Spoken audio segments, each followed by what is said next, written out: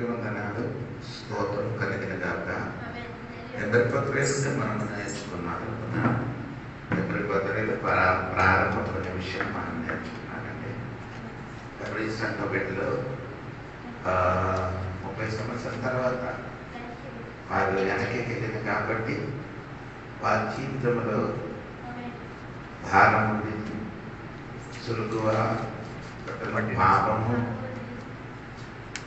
తర్వాత వాక్యం వినడానికి విసిగిపోయి వాక్యం వినడానికి వారు స్వాంగ్యము శిష్యుగా ఉంటారు. ఆహారముతో అనగా కొన్ని విషయాలు నేను చెప్తాను. తర్వాత ఎబ్రీ పత్రిక 11వ అధ్యాయం నుండి 13వ అధ్యాయం వరకున్న ఒక్కొక్క అధ్యాయం క్రీస్తు ఎంత శ్రేష్ఠుడు అని నేను చెప్పాను. తర్వాత నేను మీకు చదువుతున్నానంటే పుస్తకము ఎబ్రీ పత్రిక రాయబడినది ఎప్పుడని నేను చెప్పాడు. తర్వాత నేను చెప్పిన పీతర్ గారు చెప్తున్నారు, పౌలు గారు పత్రికలు కఠినమైన పుస్తకం అని చెప్పారు. ఈరోజు మనము అదే తర్వాత హెచ్చరిక మాట అది అని చెప్పారు. ఈరోజు రెండోది హెచ్చరిక మాట మొత్తం చెప్పారు లేదు, ఒకటే చెప్పారు.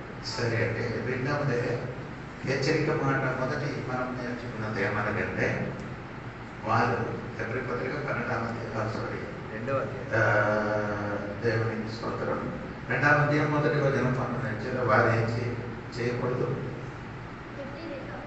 కావున మనము వీణ సంగతులు విడిచిపెట్టి కొట్టుకుని పోకున్నట్లు. అదే అంటే ఒకటి అడిగే హెచ్చరిక మాట ఏమనగంటే కొట్టుకొని అప్పుడు విశ్వాసాలు కొట్టుకొని పోనట్టుగా నేను పోయే వారంలో చెప్పాను. ఈరోజు దానికి ఏమంటే 13వ అధ్యాయము 7 నుండి మనం చదవండి. మరియు పరిశుద్ధాత్మ ఎట్లా చెప్పుచున్నాడు, నేడు మీరు ఆయన సప్తమి వినినేడలా అరణ్యంలో సోదర దినమందు కోపం పుట్టించినప్పటి వలె మీ హృదయములను కఠినపరచుకునుడి. అదే హృదయం నేను చేయకూడదు, కఠినపరచకూడదని పౌలు గారు ఎబ్రీ సంఘ బిడ్డలకి హెచ్చరిక మాట్లాడుతున్నారు. వారి హృదయం ఏమైంది? వారు దేవుని వాక్యము దేవుని స్వరం వినబడిన దేవుడి బిడ్డలు ఏమైంది? ఇదకి తర్వాత నేను విస్తారంగా చెప్తానండి దేవుని స్వరం. 3వ ఎబ్రీ పత్రిక 4వ అధ్యాయము 11 నుండి 13 వరకు.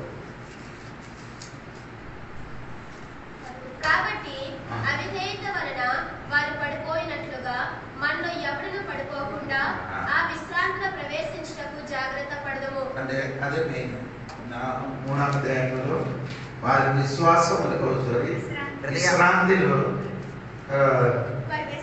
ప్రవేశించకుండా వారికి దేవుడు సిద్ధపరిచిన విశ్రాంతి త్వరగా లేకపోతున్నారో ఏమో పౌలు గారు భయపడుతున్నారు. అదండి 3వ పౌలు గారు చెప్పిన హెచ్చరిక మాట. 4వ అధ్యాయం చూడండి. ఎబ్రీ పత్రిక 5వ అధ్యాయం 11వ వాక్యం చూడండి. ఇందును గూర్చి మేము చెప్పవలసినవి అనేక సంగతులున్నవి కానీ మీరు వినుటకు మందలైనందున వాటిని విషాదపరచుట కష్టము. వారి వినడానికి ఏముంది? మందం ఉంటున్నట్టుగా. అదే ఎబ్రీ పత్రిక 5వ అధ్యాయం 11 నుండి 20 వాక్యం వరకు వారు దేవుని వాక్యం వింటున్నారు, మందంగా ఉన్నారు. వారి వెనక్కి వెళ్ళిపోతున్నారు.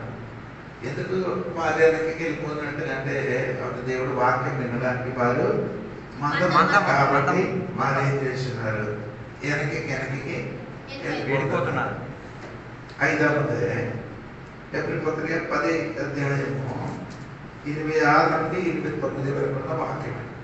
మనము సత్యమును గూర్చి అనుభవ జ్ఞానము పొందిన తరువాత బుద్ధిపూర్వకముగా పాపము చేసిన యెడల పాపమునకు బలి ఇకై ఉండదు గాని న్యాయపు తీర్పునకు భయముతో ఎదిరించుటయు విధులను దహించబోవు త్రిక్షణమైన అగ్నియు నీకై ఉండును.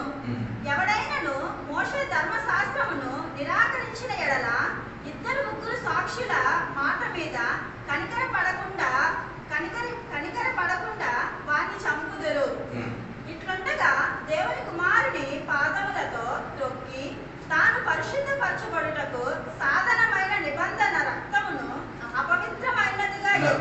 5వ వారిలో హెచ్చరిక మాట అంటే పరిశుద్ధ రక్తమైన ఆ రక్తములకి ఏం చేస్తున్నారు? కాలుతో తొక్కేసి వెళ్ళిపోతున్నారు. దాన్ని బట్టి వారు ఏం చేస్తున్నారంటే ఇదైతే పౌలు గారు చెప్తున్న హెచ్చరిక మాట. ఇప్పుడు ఇశ్రాయేలు ప్రజల యుద్ధ దేశంలోకి వచ్చినప్పుడు గొర్రె పిల్ల రక్తము ద్వారం చేశారు, కానీ కింద మాత్రం ఏం చేయలేదు, పోషించారు. అక్కడ పోషిస్తే ఆ గొర్రె పిల్ల రక్తంలోకి మట్టిసి వెళ్ళిపోయినట్టు. అదేవిధంగా ఇప్పుడు ఎప్పుడు కొత్త శ్వాసలు ఏం చేశారు, గొర్రె పిల్ల రక్తంలో ఏం చేశారు, వెళ్ళిపోయినట్టుగా మనం కనబడుతున్నట్టుగా చూడండి. 6వ హెచ్చరిక మాట 12వ అధ్యాయము 25 నుండి 29 వరకు అండి. మీకు బుద్ధి చెప్పుచున్న వారిని నిరాకరింపకుండునట్లు చూచుకొనుడి.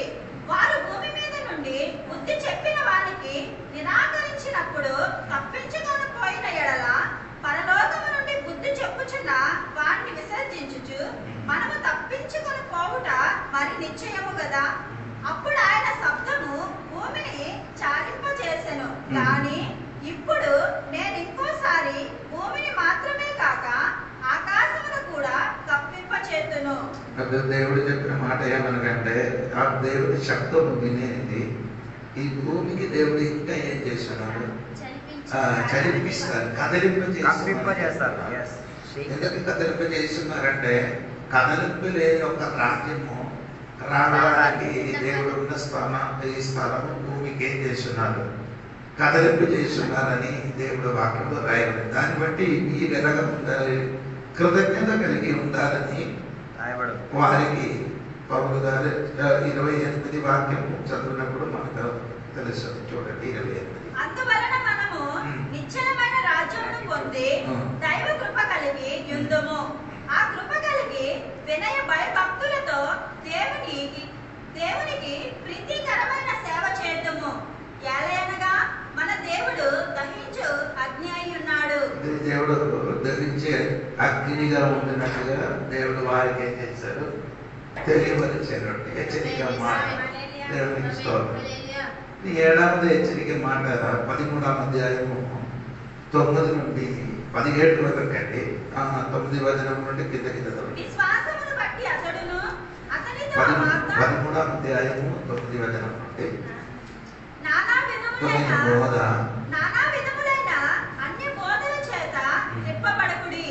భోజన పదార్థమును బట్టి కాక కృపను బట్టియే హృదయం సిద్ధపరచుకొనుట మంచిది. భోజనమును బట్టి ప్రవర్తించిన వారికి ఏమీయూ ప్రయోజనము కలగలేదు. మనకొక బలిపీఠం ఉన్నది, దాని సంబంధమైన వాటిని తినుటకు గుడారంలో సేవ చేయు వారికి అధికారము లేదు. వేటి రక్తము పాప పరిహారముగు పరిశుద్ధ స్థలములోనికి ప్రధాన యాజకుని చేత తేబడును. ఆ జంతువుల కల్లెభారములు శిబిరమునకు వెలుపట దహింపబడును. కావున యేసు కూడా తన స్వరక్తము చేత ప్రజలను పరిశుద్ధ పరచుటకై గవిని వెలుపట శ్రమ పొందెను. కాబట్టి మనం ఆయన నిందను భరించుచు శిబిరము వెలుపలికి ఆయన యొద్దకు వెళ్ళినట్టుగా మనం కూడా ఆయన నింద భరించుకొని గమని వెలుపలికి వెళ్ళమని పౌలు వారు వారికి ఏం చేస్తున్నారు, హెచ్చరిక మాట. 7 హెచ్చరిక మాట అంటే ఎప్పుడు పత్రికలో రాయబడింది. ఇదైనా మనము మళ్ళీ విస్తారంగా ఈ అధ్యాయంలోకి వచ్చినప్పుడు నేను చెప్తానండి. దేవునికి స్తోత్రం. వీడికి హెచ్చరిక మాట చెప్పడం మాత్రం కాదండి. 13వ అధ్యాయం 22వ వాక్యం చూడండి. ఎప్పుడు పత్రిక 13వ అధ్యాయం 22వ వాక్యం. సహోదరులారా, మీకు సంక్షేపముగా వ్రాసి ఉన్నాను కనుక ఈ హెచ్చరిక మాటను సహించుడని మిమ్మును వేడుకొనుచున్నాను. పౌలు గారు మళ్ళీ ఇంకేం చేస్తున్నారు, వారికి హెచ్చరిక మాట ఇక్కడ రాయబడి ఏప్రిల్ పత్రిక మొత్తము హెచ్చరిక మాటే. అర్థమైందా? ఏప్రిల్ పత్రిక మొత్తం ఏమవుతున్నారు, హెచ్చరిక మాట అంటే దేవునికి స్తోత్రము. అందుకని ఈ హెచ్చరిక మాట కొట్టి ఏప్రిల్ పత్రికలో ఉన్న ఆ హెచ్చరిక మాట ఏదంటే మనం ఒక్కొక్కటి నేర్చుకున్నారంటే దేవునికి స్తోత్రము. అదే 3వ అధ్యాయం 6వ వాక్యం, ఏప్రిల్ పత్రిక 3వ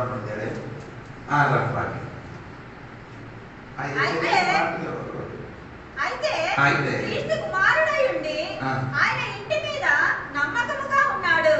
ధైర్యమును నిరీక్షణ వలన ఉత్సాహమును తుది మట్టుకు స్థిరముగా చేపట్టిన ఎడల మనమే ఆయన ఇల్లు.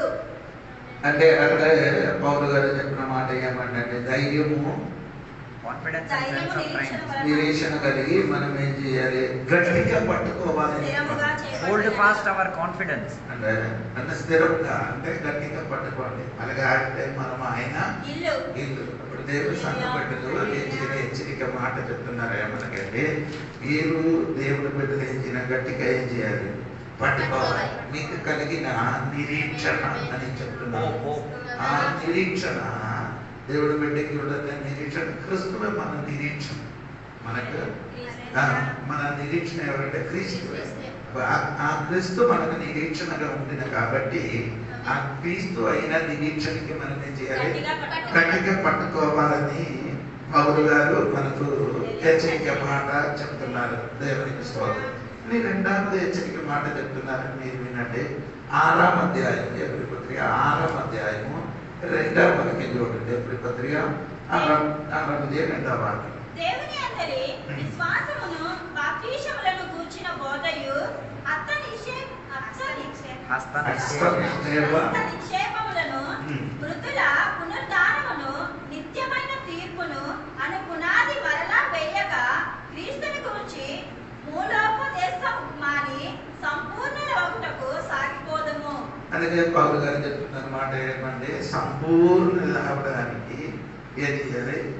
సాగపడాలి. దేనికంటే సంపూర్ణమైన ఆత్మీయ పరిపక్వతలోనికి రావాలని పౌలు గారు చెప్తున్నారు. సంఘబిడ్డలకి ఏమవ్వాలి? ఆత్మీయ పరిపక్వత అంటే మెచ్యూరిటీ రావాలి. విశ్వాసి ఎప్పుడు శిశుగా ఉండకుండా, విశ్వాసి ఎప్పుడు పాట తాగకుండా ఆత్మీయ బలమైన ఆహారం గుర్తించుకొని వారేం చేయాలి? మెచ్యూర్ అవ్వాలి అని పౌలు గారు ఈ సంఘ బిడ్డలకి హెచ్చరిక అది మనం ఏం చేయాలి? ఈ దినంలో సంఘ బిడ్డలు ఏం చేయాలి? శ్రద్ధ కలిగాలి. స్తోత్రం. ఇది 3వ అధ్యాయం పౌలు గారు చెప్తున్న మాట. ఎబ్రీ పత్రిక 3వ అధ్యాయం 1వ వచనం చూడండి. ఇందువలన పరలోక సంబంధమైన పిలుపులో పాలు పొందిన పరిశుద్ధ సహోదరులారా, మనము ఒప్పుకొనిన దానిని అపోస్తలులను ప్రధాన యాజకుడైన యేసు మీద లక్ష్యముంచుడి. లక్ష్యం ఉంచుమని చూడుమని పౌలు గారు చెప్తున్నారండి. అదే 12వ అధ్యాయం 12వ అధ్యాయం 2వ వాక్యంలో కూడా అదే పదము రాయబడి ఉంది. అప్పుడు దేవుడు సంఘ బిడ్డలకి లక్ష్యం ఉంచడానికి పౌలు గారు ఏం చేసి హెచ్చరిక మాట్లాడుతున్నారు. ఇప్పుడు 3వ అధ్యాయం 1వ వచనంలో హెచ్చరిక మాట. యేసుక్రీస్తు అపోస్తలుగా ఉన్నాడు, మహాయాజకుడుగా ఉన్నాడు. దేవునికి స్తోత్రము. ఆ యేసుని ఏం చేయాలి? లక్ష్యం ఉంచుమని చెప్తున్నారు. ఇప్పుడు 2 పదము అక్కడ రాయబడి ఉంది. అది అపోస్తలుడు. వేరే ఎక్కడే ఇప్పుడు మీరు బైబిల్ చదివితే యేసయ్యకి అపోస్తలులని పిలవబడలేదు. ఇక్కడ మాత్రము యేసయ్యకి ఏం చేస్తున్నారు? అపోస్తలులని యేసయ్యకి పిలవబడింది. ఆ అపోస్తలుడైతే యేసుక్రీస్తు అపోస్తలుడు మాత్రం కాదు, ప్రధాన యాజకుడు కూడా ఉన్నారని బైబిల్ రాయబడి ఉంది. ఇది చెప్పినప్పుడు ఏది ఎబ్రీ పత్రిక రాయబడినప్పుడు దేవాలయం ఉంది, యాజకులు ఉంది, బెరీలు ఉంది, అంటే నియమం ఉంది, వారికి పండుగ ఉంది. ఇదన్నీ ఉండినప్పుడే పౌలు గారు ఏం చేస్తున్నారు? నీవు ఇప్పుడు 30 సంవత్సరాల ముందు మీ ఎవరికి లక్ష్యం పెట్టి వచ్చారో అది విడిచిపెట్టి మీరేం చేయకూడదు. వెనక్కి మోస రాయబడిన ఉన్నది ఏం చేయకూడదు, లక్ష్యం పట్టకూడదు. ఎవరికి లక్ష్యం పట్టాలి? యేసుకి లక్ష్యం పట్టాలని పౌలు గారు చెప్తున్నారు. ఎందుకు యేసుకి లక్ష్యం పట్టాలంటే మన ఉరి ఉరి ఏమవుతుంది? తప్పిపోతుంది. అది తప్పిపోకుండా మనం శ్రద్ధగా చూసి మనం ఏం చేయాలి? నడుచుకోవాలని పౌలు గారు చెప్తున్నారు. దేవునికి స్తోత్రం. 4 ఏమంటే 12వ అధ్యాయం ఎబ్రీ పత్రిక 12వ అధ్యాయము 13వ వాక్యం చూడండి. మీరు అలసట పడకయు మీ ప్రాణములు విసుగకయు ఉండునట్లు పాపాత్ములు తనకు వ్యతిరేకమైన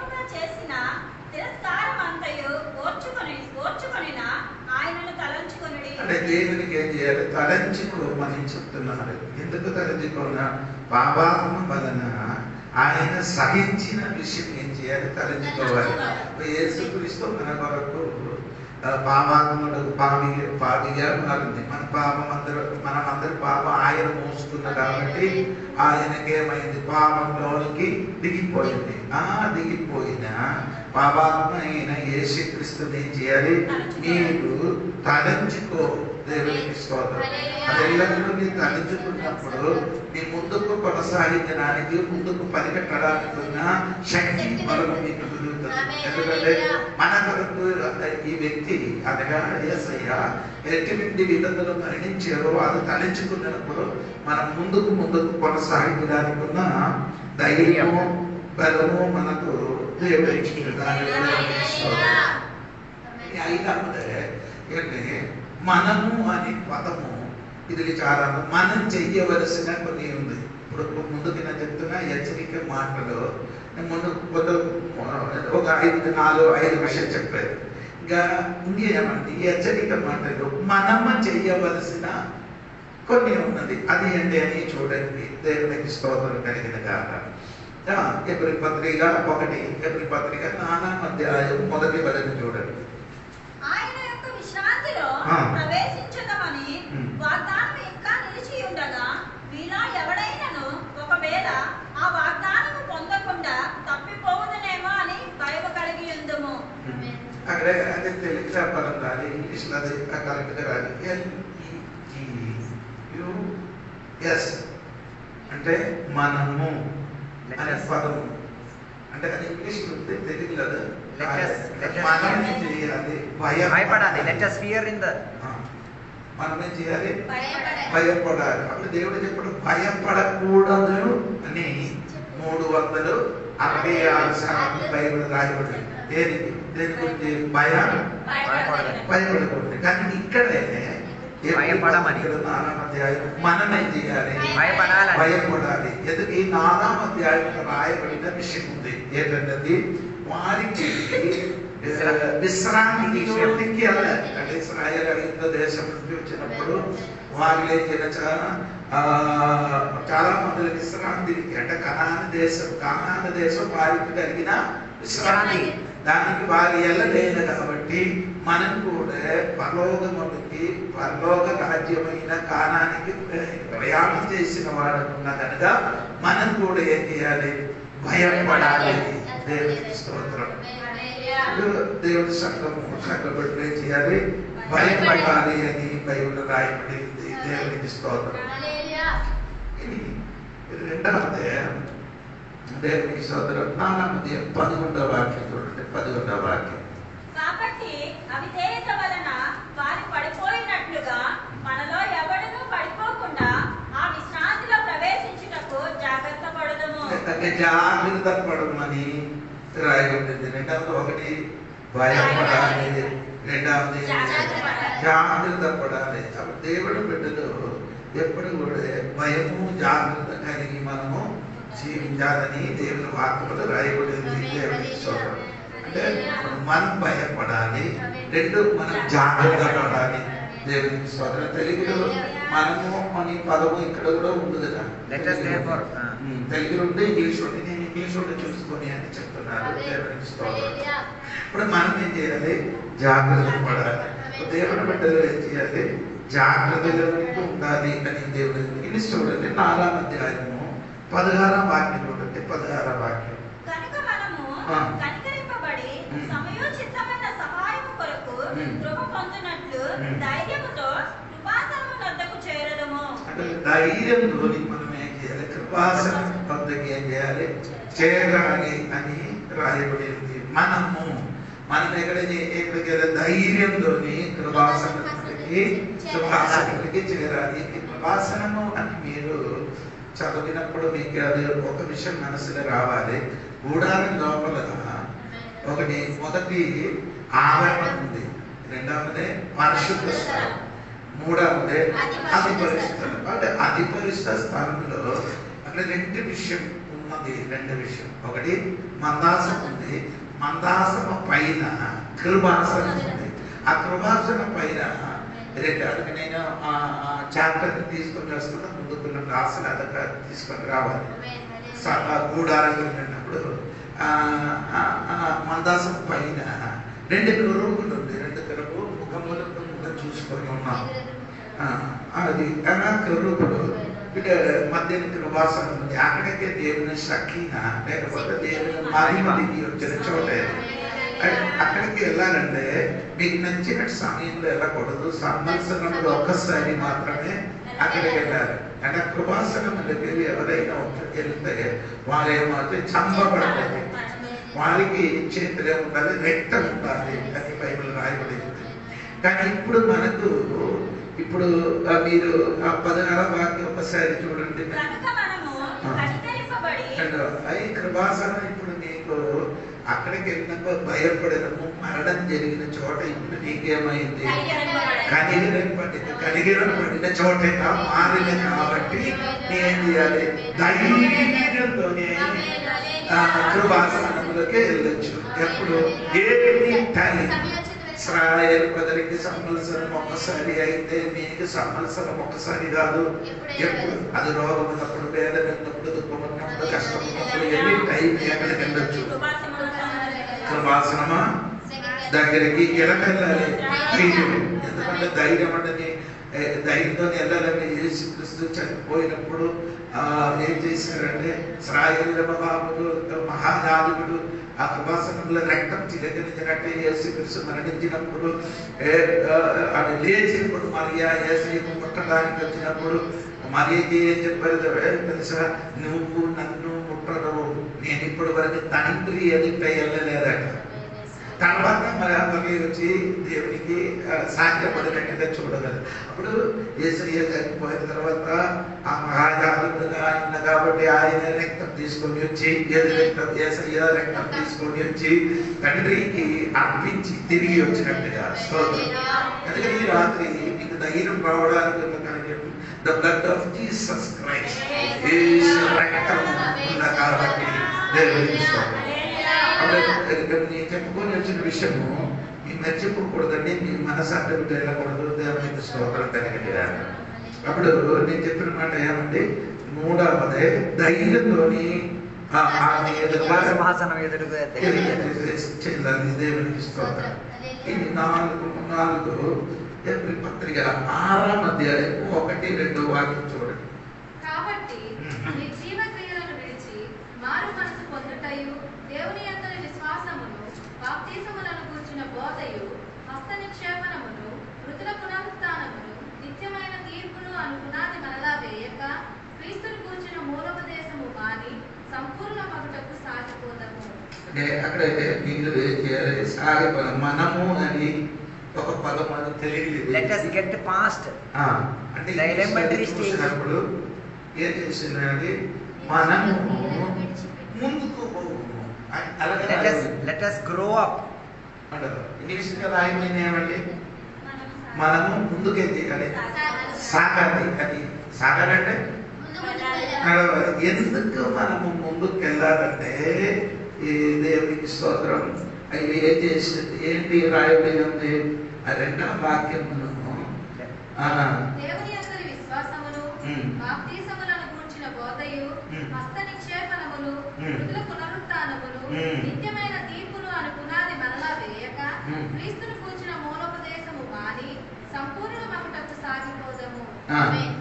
తర్వాత దేవుడు సెలవిచ్చిన ఎడల మనం అలాగు చేయుదము. అలాగే అక్కడ ఒక వాక్యం let us not go back over to the beginning rudimentary elementary lessons and teachings which we learned about Christ Jesus. అంటే అక్కడ ఏం చేస్తున్నాయి అంటే పరిజ్ఞానమైన ఏమవుతుందంటే మెచ్యూర్ కావాలని రాయబడింది.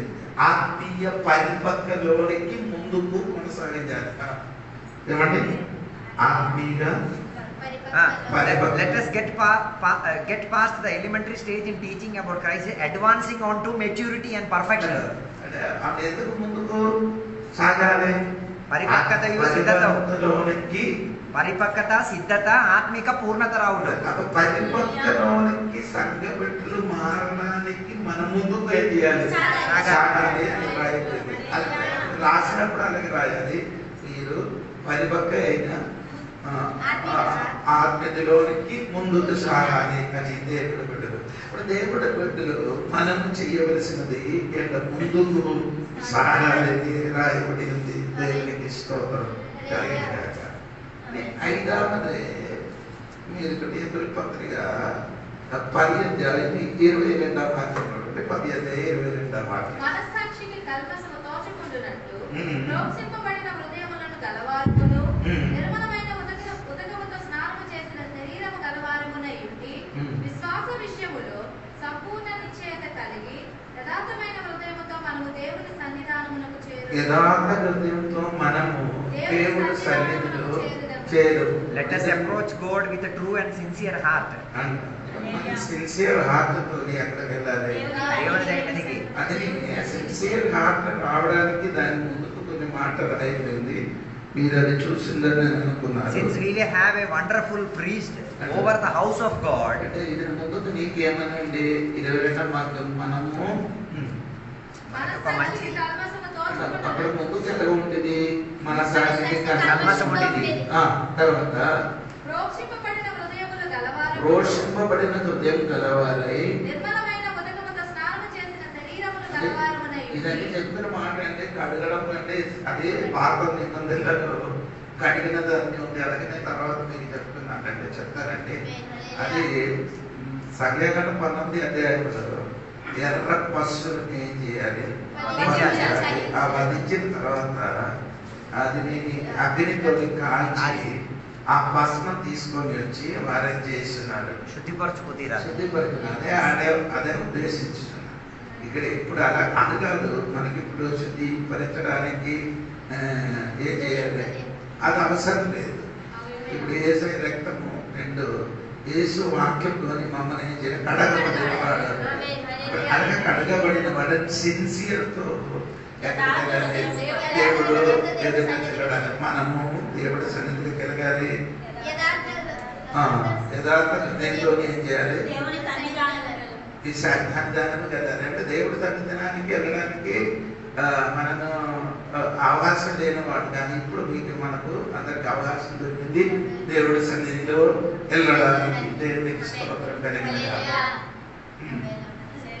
ఆనాడు ఏమంటే ఏప్రిల్ పత్రిక 10 అధ్యాయం 23వ వాక్యం చూడండి. 10 అధ్యాయం వాగ్దానములు చేసినవాడు నమ్మదగినవాడు గనుక మన నిరీక్షణ విషయమై మనం ఒప్పుకొనినది నిశ్చలముగా పట్టుకొందాము. ఏం చేయాలి? Let us seize and hold tightly the confession of our hope. పట్టుకో. నిశ్చయమైన పట్టుకోవాలి అని రాయబడి ఉందండి. దేవునికి స్తోత్రం కలిగిన కాక. ఇప్పుడు దేవుడి సంఘటనలు ఏం చేయాలి? గట్టిగా పట్టుకోవాలి అని దేవుని వాక్యంలో రాయబడి ఉంది. దేవునికి స్తోత్రం కలిగిన కాక. అంటే ఇది పౌలు గారు చెప్తున్న మాట మీరేం చేస్తున్నారంటే ఆ పదం ఒకసారి కూడా చదవండి. మీకు అప్పుడు అర్థమవుతుంది. వాగ్దానం చేసిన వాడు నమ్మదగినవాడు గనుక మన నిరీక్షణ విషయమై మనం ఒప్పుకొనినది నిశ్చలముగా పట్టుకొందాము. అప్పుడు మనం ఏం చేస్తున్నారు? ఒప్పుకున్నారంటే ఒప్పుకున్నాడు లేదు. ఒప్పుకున్నాడు ఏంటి? దేవుడు ఏది చెప్పారో అదని ఒప్పుకున్నాం. చెప్పినది మనం ఏం చేస్తున్నారు? ఆ ఒప్పుకున్న దానిని గట్టిగా పట్టుకోవాలి. ఇప్పుడు నేను చెప్పిన అర్థమవుతున్నాను. దేవుడికి మనం ఒప్పుకున్నారు. ఆయన ఏం చెప్పుతున్నారు? మనం ఒప్పుకున్నది మనం గట్టిగా పట్టుకోవాలి. మనం జీవితంలో దేవుడు చెప్పినది మనం ఏం చేయాలి? ఒప్పుకున్నాను. ఆ ఒప్పుకున్న విషయం ఏం చేయాలి? పట్టుకోవాలి. నీ ఎప్పుడు ఒప్పుకున్నాను? యేసయ్యా నా రక్షకుడు అని నీ ఒప్పుకున్నారు కదా. అది ఆయన చెప్పిన మాట ఏం చేశారు? గట్టిగా పట్టుకున్నారు. అది నీ ఏం చేయాలి? గట్టిగా పట్టుకోవాలి. దేవుని స్తోత్రం. ఇంకా 7వ ఆరాధన ఏమంటే అది చూడలేరు.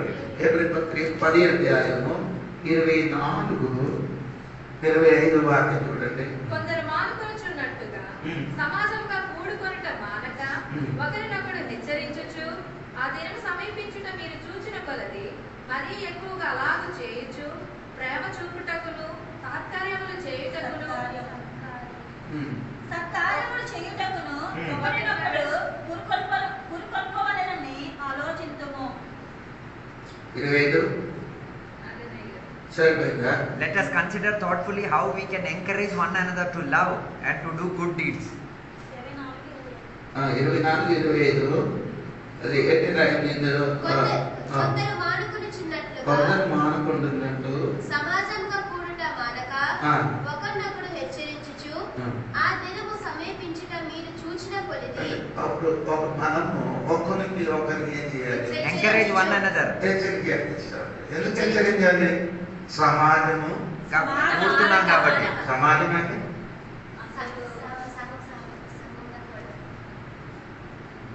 సమాజం అంటే మన ఆరాధన. దేవునికి స్తోత్రం. అర్థమైందా? ఏంటి సమాజం? ఆరాధన.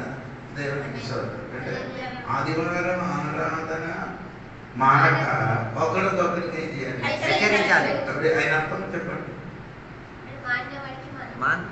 మానేవాడు ఒకరు మానేస్తున్నారు. ఆరాధన ఏం చేస్తున్నారు? మానేసినప్పుడు నీ ఏం చేయాలి? అది చెప్పను. నువ్వు ఇంకొక హెచ్చరిక. రాకపోతే నీకేంటి? నేను మానేసా, నువ్వు మానే అన్నాడు. నీ ఆడ రాకపోతే నేను వెళ్తాను, మీరైతే చెప్తాను. నేను అది కాదు. వేరొకరికొకరికి ఏం చేయాలి? హెచ్చరిక చేయాలి. మనము వేరొకరికి ఒకరికి ఏం చేయాలి? హెచ్చరిక పరచాలి. సంఘకాపరిని అడుగుతున్నా ఎందుకు ఆరాధనకి రాలేదని అడగడానికి ఉద్దేశం ఏమంటే ఆ సమాజంలో అంటే ఆరాధన ఎందుకు రాలేదని నీకు మళ్ళీ నాకు ఏం చేస్తున్నారు అడుగుతున్నారు. కానీ కొందరికి అది ఏమైంది? అలవాటుగా మారిపోయింది. దేవునికి సమాజ మందిరం మానడం ఒక అలవాటు అయిపోయింది. అది కొందరికి ఏమైంది? కష్టం అయిందండి. కష్టం అంటే కష్టం కష్టం కష్టం కష్టం అంటే ఒక సిద్ధాంతం అయిపోయింది. ఒక ఆచారం. అరదు మాని అరదు అలవాటు అయిపోయింది. పెద్ద పట్టింపు ఏం లేదు సార్. ఆరాధనకి రాకపోవడం కొందరికి ఏమైంది? జబ్బు అయిపోయింది. వేరే ఎన్ని పేపర్ రాయబడింది ఏమంటే తెలుసా? హ్యాబిట్ అయింది. It is a habit of some. Habit habit habit అంటే తెలియదు ఏం చెప్తారు? అది వదులుకోలేని ఒక అలవాటు. కొందరికి ఆరాధన మానే వదులుకోలేని ఒక ఆచారమైంది. కొందరికి అది అలవాటుగా మారింది. దేవునికి స్తోత్రం. ఇది కొందరికి ఏమవుతున్నా వేరే కేజీ బిల్లు కేజీ బిల్లు రాయబడింది.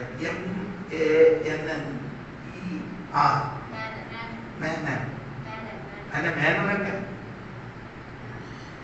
ఈ పాటిగా ఏమంటే మొబైల్ ఉండాలి కొట్టే చూడండి తెలుగుతున్నారు. ఈ రీతిగా ఒక రీతి కొట్టే చూడండి. స్పెల్లింగ్ నేను ఒకసారి చెప్తాను. MANNER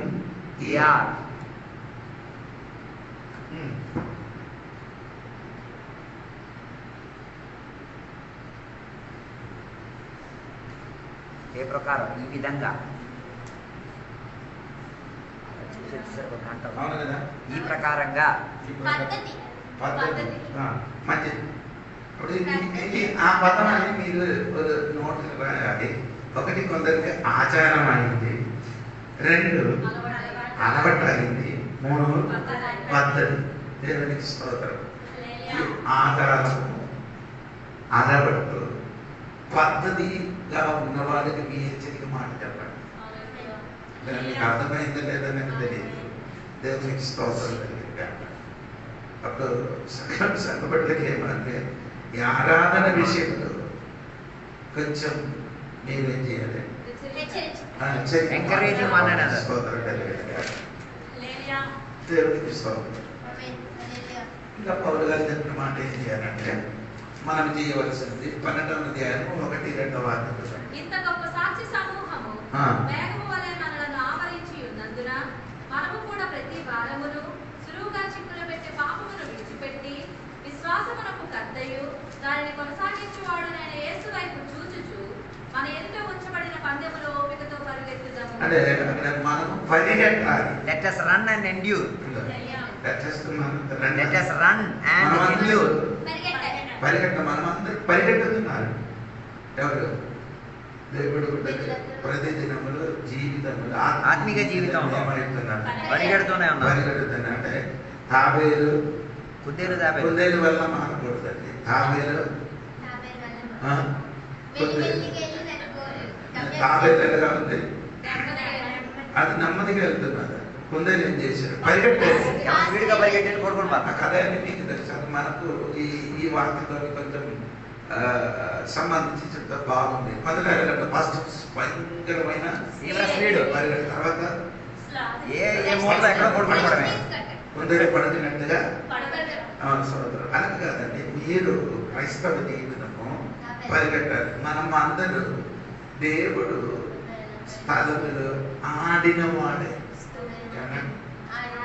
ఆడినవాడిని అంటే తెలుసా, ఈ పిల్లలు స్పోర్ట్స్ అంటే వచ్చినప్పుడు పిల్లలు ఏమైనా చేస్తున్నారు,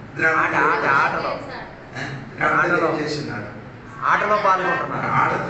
ఆట చాలా మంది దేవుడు ఫీల్డ్లు ఏమవుతున్నారు, ఆడుతున్నారు. ఇది ఎంతమందికి గెలుస్తుందో ముక్కలు మాత్రమే ఈ పరిగెట్టిన వాడు చాలా జాగ్రత్తగా పరిగెట్టాలి. దేవునికి అది ఫిలిప్పీ 3:14 కూడా పౌలు గారి మాత్రం ఈ పరిగెట్టిన విషయం గురించి రాయబడింది. 3:14 మన పరుగు పందులు దేవుని ఉన్నతమైన పిలుపునకు కలుగు బహుమానములు పొందవలెనని గురి యొద్దకే పరిగెత్తుచున్నాను. నేను వెనకాల ఉన్న విషయము మరిచి అది ఉంది కదా చూడండి. Forgetting what lies behind and reach forward to what is ahead, I press on towards the goal to win the heavenly prize of the upward call of God. అంటే పరిగెట్టిన వాడు ఎలాగ పరిగెట్టాలి, వెనకాల ఏం చేయాలి, వెనకకి ఉన్నది ఏం చేయాలి, అది కొందరు ఏం చేయను. వెనకకి చూసిన తిన్నప్పుడు లోతు భార్య గురించి ఒకడైపోయింది. మీకు ముందుకు పరిగెట్టిన దేవుడి బిడ్డలకి వెనక్కి చూడడానికి ఏం లేదు, వీలు లేదు, సమయం లేదు, అది చూడడానికి నీకేం లేదు, లేనట్టుగా ఉన్నది. ఇదే పౌలు గారి మీద మొదటి కొరింథీ 9:24 వాక్యం కూడా చదువుతున్నప్పుడు నీకు అర్థమవుతున్నారు.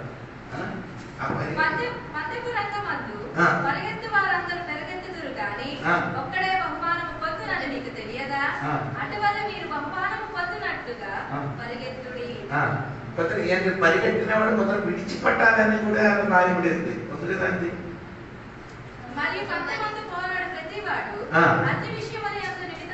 మితముగా ఉండడం ఏమంటే ఈ పాట పాడిన వాడు మీరు పాట పాడిన వాడు పెరుగు కావాలి, చలని కావాలి. పరిగెట్టిన వాడు చూడండి, పరిగెట్టిన వాడు మన తిన్నట్టుగా అన్నం ఫుల్లుగా తిన్నవాడు, ఆయనకి ఆయన మీద. Now every athlete who is going into training and completes in the game is a disciplined and exercised self-control in all things. పద్ధతి ఉండాలి, డిసిప్లిన్ పద్ధతి.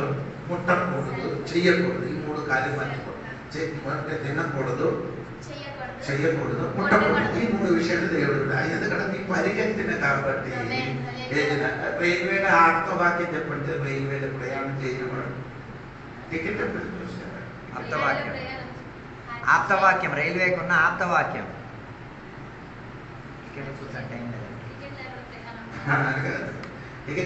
బరువు తగ్గించండి, సులువుగా ప్రయాణం అవ్వండి.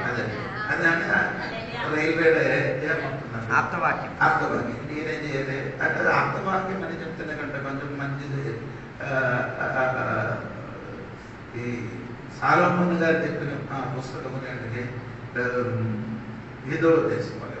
సామధలు అంటే సామధలు. నేను చెప్పిన మాట ఏంటంటే సామధలు. ఆ సామధలు ఏంటంటే బరువు తగ్గితే ఇది ఏం చేయాలి, ఓపికతో పరిగెట్టాలి. మీరందరూ ట్రైన్లో వెళ్ళినప్పుడు మీరు బారోజు వెళ్ళినప్పుడు చూస్తారు కదా, 3 కలిపి వేసుకొని బాగా చేస్తున్నారు. ట్రైన్ ఎక్కడానికి ప్రయత్నిస్తున్నారు. ట్రైన్ ఎక్కడానికి ప్రయత్నం వీడు ముందుకు వెళ్ళరు, వెనక్కి వెళ్ళరు. అటువంటి అప్పుడు ఏం చేస్తున్నారు, సైడ్ తీసుకొని సైడ్కి పెట్టి కానీ అది వెళ్ళడానికి వారికి ఎప్పుడు అడ్డు ఉంది. అదే విధంగా పరిగెట్టిన దేవుని బిడ్డలు ఏం చేయాలి, కొన్ని విషయాలు చేయాలి. వాళ్ళకు తగ్గినప్పుడు భారం మనం ఉండకూడదు, అందుకని కొన్ని విడిచిపట్టండి. దేవునికి ఈ 3 వాక్యములు పౌలు గారు సంఘానికి చెప్పి పరిగెట్టిన వాడు, అప్పుడు మనం అందరూ పరిగెట్టిన వాడు.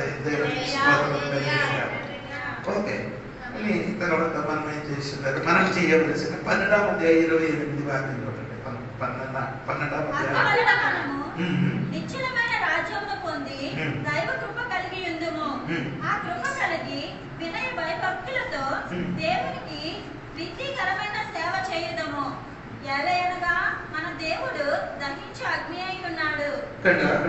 తెలుగులో ఆ పదములను వెనకల ముగ్గురు ఉండొచ్చు నన్ను అనుకున్నారు. ఏంటంటే అడిగితే మనము ఏం చేయాలి, కృతజ్ఞతగా ఉండాలి. దైవ కృప కలిగి ఉందుము. దైవ కృప కాదు, మనం ఏం చేయాలి, కృతజ్ఞత. తెలుగు నుండి 28 వాక్యం ఇంగ్లీష్లో ఎలా ఉంటుంది చూడలేదు. 12:28 వినయం అని రాయబడింది. అంటే అందుకంటే కొంచెం మంచిది. కృతజ్ఞత అంటే acceptable reverence and thank you అని చెప్తున్నారు. దానికి మనం let us show gratitude. Let us show gratitude and offer to God pleasing services and acceptable worship with reverence and awe. అప్పుడు మనం ఎలాగా ఉండాలి, కృతజ్ఞత కలిగి ఉండాలి. దేవునికి స్తోత్రం. ఇది 13వ వాక్యం చూడండి. 13వ అధ్యాయం 13వ. కాబట్టి మనం ఆయన నిందను భరించుచు శిబిరము వెలుపలికి ఆయన యొద్దకు మనము so let us go out to him. ఎక్కడికి వెళ్ళాలి, outside the camp. వెలుపలికి, outside the camp. ఇక్కడ వెలుపు అని చెప్పినది ఏమంటే యూదులకి పాలయం వెలుపు లోపల నుండి బయటికి రావాలి. మనం దేవుని పెట్టాలి. అలాగే నేను చెప్తానంటే అది మనము అది దేవుని బిడ్డలకి చెప్తాను. సరే, చివరి మాట ఏమంటే చూడండి, 13వ అధ్యాయం 16వ వాక్యం మనం చేయవలసిన ధర్మమును చేయ మర్చిపోకుడి. అట్టి యాగములు దేవునికి ఇష్టమైనవి. మనము దేవునికి ఏం చేయాలి, స్తోత్ర యాగం అర్పించాలి. అర్పించాలి. మనం చేయవలసిన స్తోత్ర యాగము అర్పించాలని దేవుడు వాక్యంలో రాయాలి. అప్పుడు దేవుడు ఎప్పుడు పత్రిక మొత్తము హెచ్చరిక మాటలు ఉంది. ఇప్పుడు మనం హెచ్చరిక మాటలు చెప్తున్నాం. మనం చేయవలసిన హెచ్చరిక మాట దేవునికి. ఒక విశ్వాసి తన జీవితంలో దేవునికి ఏం చేయాలి, స్తోత్ర యాగము, sacrifice of praise. ఇప్పుడు ఆ యాగములు జరిగినప్పుడు ఏమవుతున్నారంటే, ఈ యాగములకి ఎవరు తిరుగుతుంది, యాగం పైకి ఎవరు తిరుగుతుంది, యాగం పైకి ఎవరు దిగుతుంది, అగ్ని. అప్పుడు దేవుడు బిడ్డలు దేవుడు నాలుగుతోని దేవుడి స్తోత్రం అర్పించినప్పుడు ఆ యాగం పోయిన దేవుడు అగ్ని ఏమవుతుంది, దిగి వస్తుంది. అందుకని నేను దేవుడు ఆరాధన శైలిలో మూగారాధన వేస్ట్గా అదే ప్రయత్నం చెప్పకూడదు. ఆ వాక్యం విని సరిగా విని దానికి ఏం చేయాలి, అబ్రహాము యాగం అర్పించినప్పుడు ఆయనకి ఏమొచ్చింది, నిద్ర వచ్చింది. ఏమొచ్చింది, అప్పుడు ఎవరు దిగారు, గెద్ద దిగి వచ్చింది. గెద్ద దిగి వచ్చినట్టుగా అది గత 15వ అధ్యాయంలో రాయబడింది. ఎప్పుడు వచ్చింది, ఆరాధనకి వచ్చి నిద్రపోవడం ఉండినప్పుడు, మనసు దూరంగా ఉండినప్పుడు నీ ఆరాధనలో ఎవరు దిగుతుంది, సాతానుడు దిగుతాడు, గెద్ద. సరైన హృదయము నింపి దేవునికి స్తోత్రం చెప్పినప్పుడు వారిని మాత్రము దేవునికి స్తోత్రం. దేని వరకు గెద్ద దిగుతాడు, గట్టిగా దేవునికి స్తోత్రం చెప్పండి. ఎప్పుడు పత్రికలు బెటర్ అని చెప్పిన కొన్ని మాట ఏదైనా విషయం బెటర్ అంటే శ్రేష్టమైనది అని రాయబడిన కొన్ని విషయాలు అది కూడా మనం చూసి కొంచెం చూసుకొని మనం ఏం చేస్తుంది ముగిస్తాను. దేవునికి ఏప్రిల్ పత్రిక 1 మొదటి ఏప్రిల్ పత్రిక 7వ అధ్యాయం 9 ఏప్రిల్ పత్రిక. అంతేకాక ఒక విధమున చెప్పిన ఎడల 10వ వంతులను పుచ్చుకొని లేవియు అబ్రహాము ద్వారా దశమాంసములను ఇచ్చెను.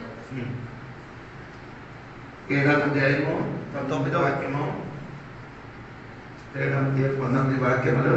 19 ఆ ధర్మశాస్త్రము దేవునికి సంపూర్ణ సిద్ధి కలుగజేయలేదు కనుక ముందు ఇయ్యబడిన ఆజ్ఞ బలహీనమైనందునను నిష్ప్రయోజనమైనందునను అది నివారణ చేయబడి ఉన్నది. అంతకంటే శ్రేష్టమైన నిరీక్షణ అది సోదరు అదే బెటర్ హోప్, ఏ బెటర్ హోప్, బెటర్ హోప్. దేవుడికి బిడ్డలకి ఏముంది? శ్రేష్టమైన నిరీక్షణ మనకున్న కాబట్టి ఇదే అదే దేవుడు ఈ ఎబ్రిల్ పత్రికలో రాయబడిన మొట్టమొదటి శ్రేష్టమైన నిరీక్షణ అని చెప్పడానికి కారణం. ఎందుకనగా శ్రేష్టమైన నిరీక్షణ అని చెప్పడానికి కారణమే మనకు కూడా ఒకసారి చూడాలి. దానికి కారణం ఉంది. దేవునికి స్తోత్రం. ఎందుకంటే కారణము ధర్మశాస్త్రం పూర్తి చేయబడదు కాబట్టి. అది కాదండి, నేను కూడా చూసి చెప్తానండి. దేవునికి స్తోత్రం. The law never be perfect, made anything perfect. ఆ నిరీక్షణ మన క్రీస్తు అని బైబిల్ రాయబడింది. దేవునికి స్తోత్రం కలిగిన కనుక ఇప్పుడు మనకు కలిగిన ఆ నిరీక్షణ ఎవరు? క్రీస్తు. దేవునికి స్తోత్రం. ఇప్పుడు మనకున్న హోప్ ఎవరండి? నేను ముందుకు చెప్పారు, యేసయ్య ఉన్నా కాబట్టి దేవుడు బిడ్డలకి చేయాలి. దేవునికి స్తోత్రం. అదే బెటర్. బాకీ ఏమి లేదు, బెటర్ కాదు. దేవునికి స్తోత్రం. రెండవది 8 అధ్యాయము 6వ వాక్యం చూడండి. 8 అధ్యాయము 6వ వాక్యం చూడండి. ఈయనైతే ఇప్పుడు మరీ ఎక్కువైన వాగ్దానములను బట్టి నియమింపబడిన మరీ ఎక్కువైన నిబంధనకు మధ్యవర్తి అయి ఉన్నాడు కనుక శ్రేష్టమైన బెటర్ కవెనెంట్, ఉడంబడిక. దేవునికి స్తోత్రం. శ్రేష్టమైన సేవకత్వం అంటే సేవ బెటర్ కవెనెంట్, దేవుడు చేసిన వాగ్దానము. దేవునికి స్తోత్రం. ఉడంబడిక శ్రేష్టమైన. చెప్పండి.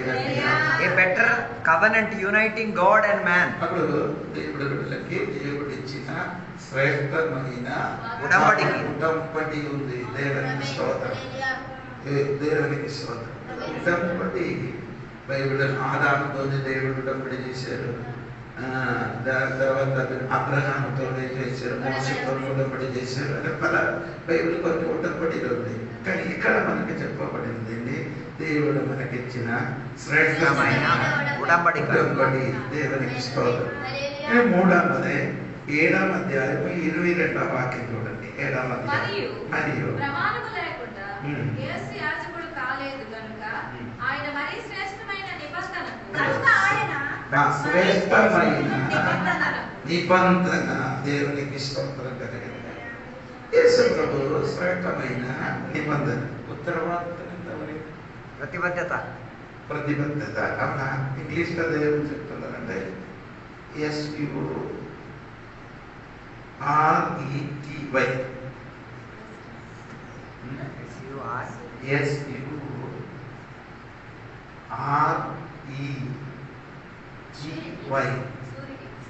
సూరి అంటే ఏంటి ఆయన అర్థం అండి? మనకు ఒక మనకి ఏదైనా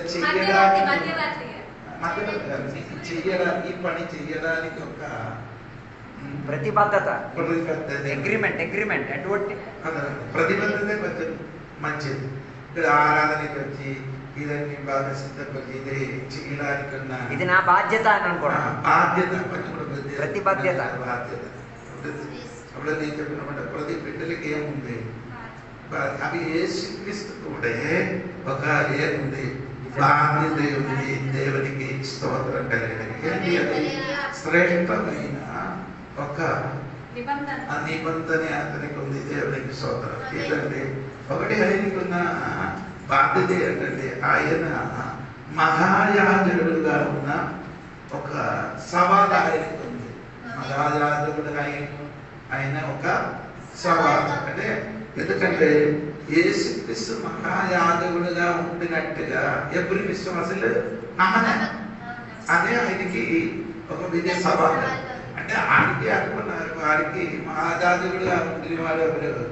అహరోను మాత్రమే. అదే మెయిన్. అంటే అదొక మనమే ఎవరి పదవిలోకి వచ్చినప్పుడు నీ ఎలా దేవుని వచ్చినప్పుడు నేను చెప్తాను దేవునికి స్తోత్రం కలిగిన. అప్పుడు రెండవది క్రీస్తు మన కొరకు ప్రాయశ్చిత్త యాగమైన ఒక బలి వస్తువు బాధ్యత ఆయనకు ఉంది. ఇప్పుడు ఒకటి యాజకుడు ఆవడానికి ఉన్న ఒక సవాలు ఆయనకు ఉంది. రెండు మన కొరకు ప్రాయశ్చిత్త బలి ఆవడానికి ఉన్న బాధ్యత ఉంది. దేవునికి స్తోత్రం. ఈ రాత్రి నేను చెప్పిన మాట ఏమంటే నీకు కూడా ఏసైకున్నది సెయి బాధ్యత, ప్రతి బాధ్యత ఇచ్చారు. అదాన్ని బెటర్. దేవుడు నీకు ఇచ్చిన ఆ బాధ్యత అన్నింటికంటే బెటర్ అంటే దేవునికి స్తోత్రం. అప్పుడు సంఘ బిడ్డలుగా ఉండాలని దేవునికి స్తోత్రం కలిగిన దేవుడు బిడ్డలారా దేవునికి స్తోత్రము ఆయన చెప్పుకొని వచ్చినది బెటర్ అయినది దేవునికి స్తోత్రం. ఆమేన్ ఆమేన్ ఆమేన్ హల్లెలూయా. 9:23 వాక్యం చూడండి. పరలోకమందున్న వాటిని కోరిన వస్తువులు ఇంటి బలుల వలన శుద్ధి చేయబడవలసి ఉండెను కానీ పరలోక సంబంధమైనవి వీటికంటే శ్రేష్టమైన బలుల వలన శ్రేష్టమైన బలి. దేవునికి స్తోత్రం. ఎందుకనగా శ్రేష్టమైన బలి అని చెప్తున్నారు. ఏలియా గ్రంథంలో 1 నుండి చదువు 1 నుండి 5 వరకు చదివితే అక్కడ ఎన్ని బలిలు రాయబడిందో మీరు చెప్పొచ్చా?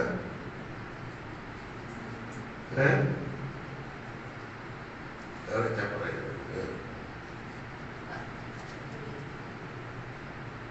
ఎన్ని బలులు ఉంది? హల్లెలూయా. 5 విధములున్న బలియాగములు ఉండినట్టుగా బైబిల్ రాయబడి ఉంది. ఆయన కదా మీరు అది ఇంటికి కదా ఒకసారి అదొకసారి చూడండి. మీరు ఇద్దరిని నేర్చుకోవాలి. ఈ మన బిఐపి మీటింగ్లో 5 విధములున్న బలిలు గురించి పిల్లలకు మీరు కూడా నేర్చుకున్నది మంచిది. మొదటి అధ్యాయంలోకి రండి. అక్కడ మీరు చూడగలిగిన అర్పించినప్పుడు గోవుల మందలో నుండి గాని గొర్రెల మందలో నుండి గాని మేకల మందలో నుండి గాని దాన్ని తీసుకుని రావడము. మూడో వాక్యం ఒకటి మూడో వాక్యం మొదటి దహనం పెట్టి మర్చిపోకూడదు. స్తోత్రం. రెండవది పక్ష నైవేద్యం. మొదటి వదనం భక్ష నైవేద్యం. ఓకేనా? అవునా? ఒకడు యెహోవాకు నైవేద్యం చేయనప్పుడు అతడు అర్పించినది గోధుమ పిండి అయి ఉండవలెను. భక్ష నైవేద్యం. భక్ష నైవేద్య బలి ఉంది కదా? 2:1 ఉంది. 2:1 ఉందని ఏది చూడండి. When anyone presents a grain offering to the Lord, 10 వచనం చూడండి. అది చూడండి. ఓకే. 2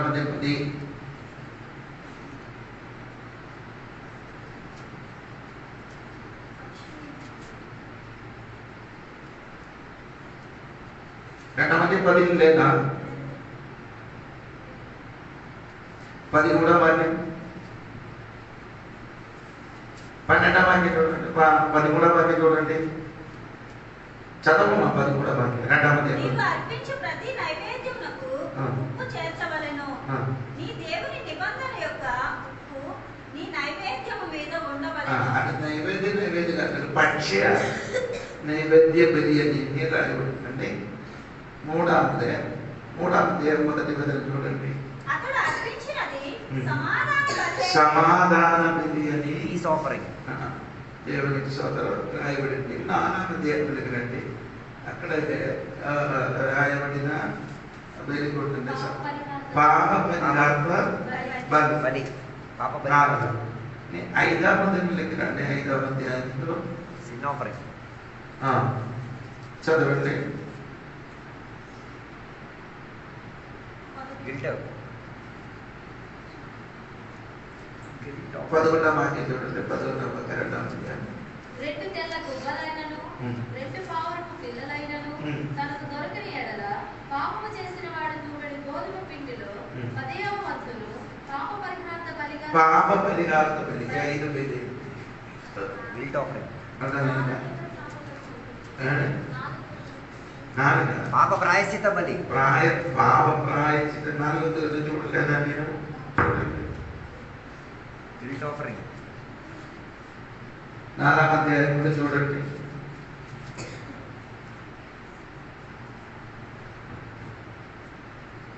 వాని నిమిత్తము 14 పాప పరిహార్థ బలిగా 4లో 14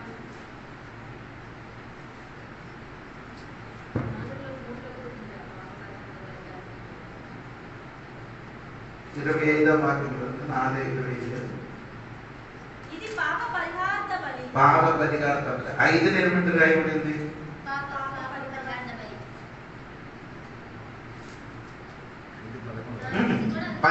5 సారీ 5 అది కాదండి. 10 దోషాత్మక బలి. అపరాధ పాప అపరాధ పాప గిల్ట్ పరిహార్థ offering. Guilt offering. Sin offering, guilt దాన్ని ఆఫరింగ్. ఒకసారి కూడా చెప్పండి. 5 బలి. దహన బలి, దహన బలి, భక్ష నైవేద్య బలి, సమాధాన బలి, 4 పాప పరిహార బలి, 5 అపరాధ పరిహార్థ బలి. 5 అపరాధ పరిహార్థ బలి. ఈ 5 బలి గురించి బయటపడలేదు. ఈ బలి కంటే బెటర్ బలి యేసుక్రీస్తు వారి బలి అని రాయబడింది. ఈ బలి అర్పించినప్పుడు ఏమంటే అది యాజకుడు కావాలి, వస్తువులు కావాలి. యాజకుడు కావాలి, వస్తువు ఏమంటే వస్తువు కావాలి, లేకపోతే పావురం కావాలి, లేకపోతే ఎద్దులు కావాలి, లేకపోతే ఏమంటే దేవునికి స్తోత్రము ఇలాగంటే వస్తువు తెచ్చి వచ్చి ఏం చేయాలి? బలి అర్పించాలి. కానీ అది ఇది రెండింటి యాజకుడు వేరే, బలి అర్పించిన వస్తువు వేరే. ఏ శైలికి మీరు చూడండి, రెండు ఒకటే. యాజకుడు కానీ బలి వస్తువు కానీ, అందుకే బెటర్ అని నేను చెప్పాను. శ్రేష్టమైన బలి అని నేను చెప్పినది దేవునికి స్తోత్రం. దేవుడు పెట్టినారా మీరు అది మర్చిపోకుండా పెట్టరు బలి అని నేను చెప్పాను. స్తోత్రం కలిగిన కాక. ఇది 10వ అధ్యాయం 34వ వాక్యం చూడండి. ఎలాగనగా మీరు ఖైదీలో ఉన్న వారిని కరుణించి మీకు మరి శ్రేష్టమైనది స్థిరమైనదైన స్వాస్థ్యం ఉన్నదని ఎరిగి శ్రేష్టమైన స్వాస్థ్యం దేవుడి బిడ్డలకి ఏముంది? Better health. స్వాస్థ్యం అంటే కొంచెం ధనం అని చెప్పచ్చు, ఆస్తి. ఇప్పుడు మనకున్నది శ్రేష్ట భూమి ఉన్నది మొత్తం ఏమవుతుంది? గతించిపోవు. Better position. భూమిలో ఉన్నవన్నీ నశించిపోవు. 6వ అధ్యాయంలోకి రండి. మత్తయి సువార్తలో 6వ అధ్యాయము 19 నుండి కింద చదవండి. భూమి మీద మీ కొరకు ధనమును కూర్చుకొనవద్దు. ఇక్కడ చిమ్మెటయు దుప్పును తినివేయును. తర్వాత దొంగలు కన్నము వేసి దొంగలు కన్నం చేసి దొంగలు తిన్నారు. పరలోకమందు మీ కొరకు ధనము కూర్చుకొనుడి. అంటే అప్పుడు నీకు పరలోకములు ఉన్న శాస్త్రీయం ఏంటి? ఇప్పుడు మనం చదువుతుంది ఏంటి? ధనం. ధనం. ఆ ధనం ఏమంటే భూమిలో ఉన్న ధనం ఏమవుతుంది? చిమట దుప్పు పెట్టుతున్నారు, దొంగలు చేశారు. ఈ 3 శక్తిని ముట్టకుండా ఒక శాస్త్రీనికి స్తోత్రం. ఇప్పుడు ఈ భూమిలో ఉన్న ధనం ఏమవుతున్నారు? చిమట. చిమట అండి చిమట.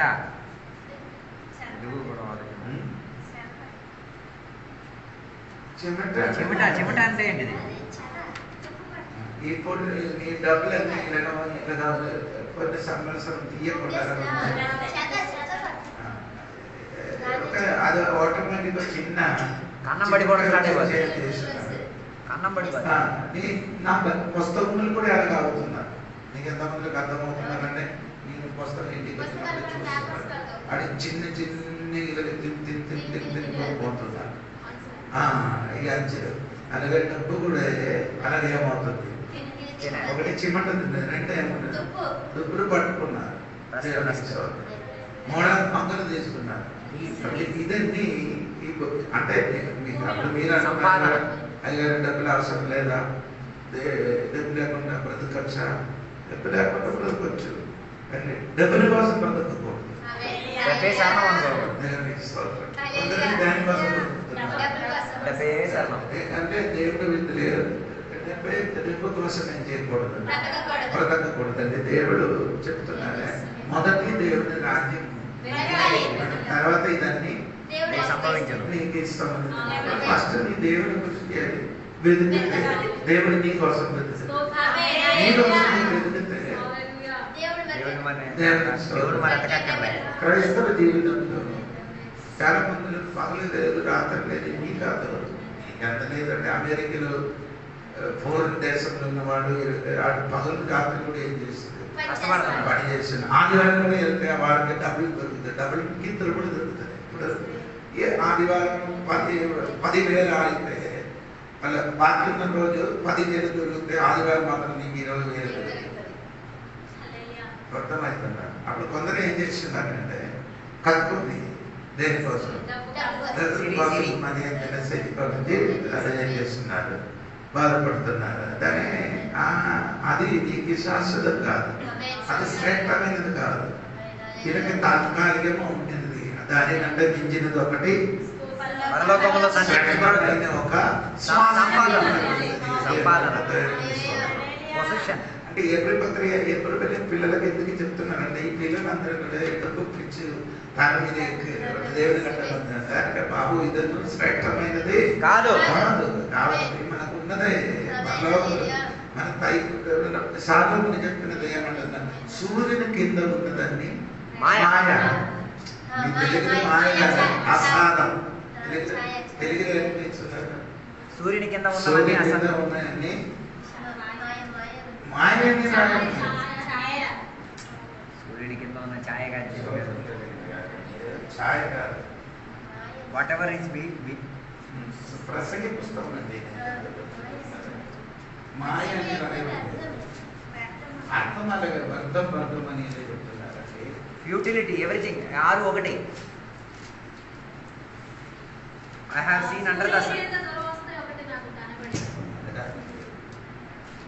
futility of life.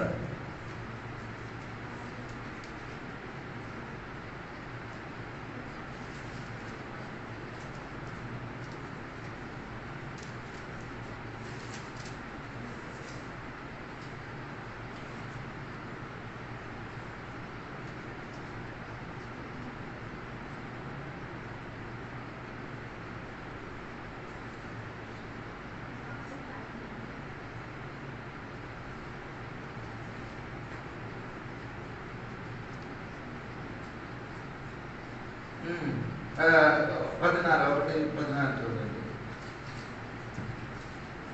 సూర్యుని కింద జరుగుచున్న క్రియలన్నిటిని నేను చూచి తిని, అవి అన్నీ వ్యర్థములే.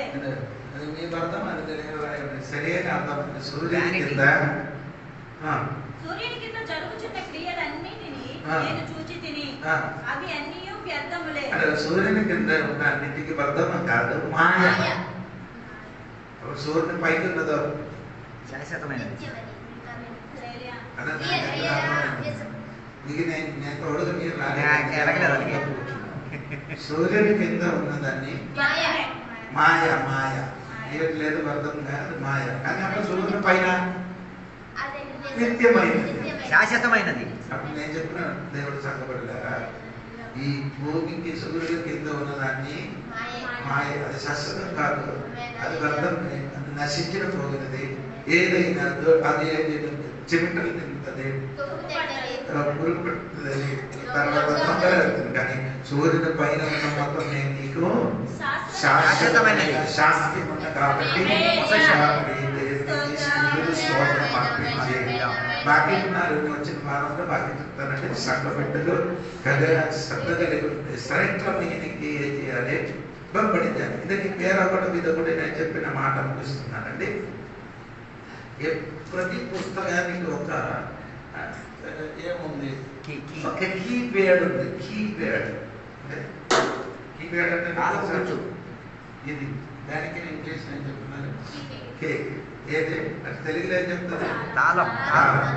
తాళ శబ్దం అంటే ఎప్పుడు నా తాళం. తాళం ఏంటంటే శ్రేష్టమైనది. Better. దేవునికి స్తోత్రం కలిగింది.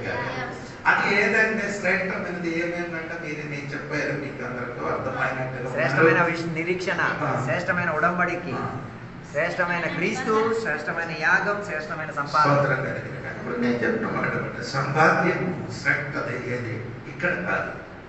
అదే అదే పదవే అనుకున్నానే. నేను చెప్పిన మాట నీ లోకంలో తినడం, పడుకోవడం, పని చేయడం అన్ని దేవుడే చూడలేదు. కానీ దేవుడు పనిని ఏది వాడుకున్నారో అదే దేవుడు చూస్తున్నాడు. దేవుని కొరకు ఎంత సమయం ఇచ్చగలరు?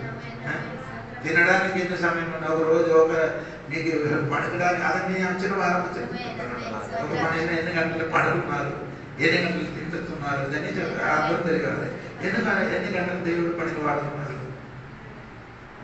ఈ రోజు నేను అది కూడా మన తెలుగులో మనకి నేను అక్కడ ఆ సంఘానికి కాపరిగా ఉండినప్పుడు మొదటి యొక్క విశ్వాసి అక్కడ చనిపోయారు. ఆయనకి సమాధి కార్యక్రమానికి వాళ్ళు ఉండడానికి మనం అక్కడికి వెళ్ళాలి. అక్కడికి వెళ్ళిన సమాధి ఏది ఒకటికి వెళ్ళడం 2 కిలోమీటర్ల పైన నడిచి అడవిలోకి నడిచి వెళ్ళాలి సమాధి కార్యక్రమం. అక్కడికి కూడా ఏదైతే ఏం తినకుండా వెళ్ళిపోయారు. అక్కడికి అన్ని కాల్ చేసి తిరిగి వచ్చిన 12 అయిపోయింది. 12 వచ్చి ఇంటికి వచ్చి స్నానం చేయకుండా అలాగే పడుకున్నారు. కూడా చేయదు అలా పడుకున్నారు. లేచి నేనేం చేశాడు మళ్ళీ ఇక్కడ ప్రార్థన చేశాను. అప్పుడు నేను చెప్తున్నాను మనకు దొరికిన సమయం ఎక్కువ దేవుడి పని ఏం చేయాలి, వాడబడాలి. అదే అందుకని మీరు దాని వరకు ఆసక్తి కలిగారు. దేవుడి సేవ, ఆరాధన, ప్రార్థన, మీటింగ్ ఎక్కడ ఉంటే దానికి వెళ్ళడానికి ఏం చేయాలి, ఇస్తే అది మీకు పైన ఉన్నదా ధనం సంపాదన. అది మీరు మర్చిపోకూడదు. కొందరు ఏం చేస్తున్నారు, మీటింగ్ పడుతున్నాం పొద్దు వద్దు అని చెప్పిన సోమరిలు ఉన్నారు.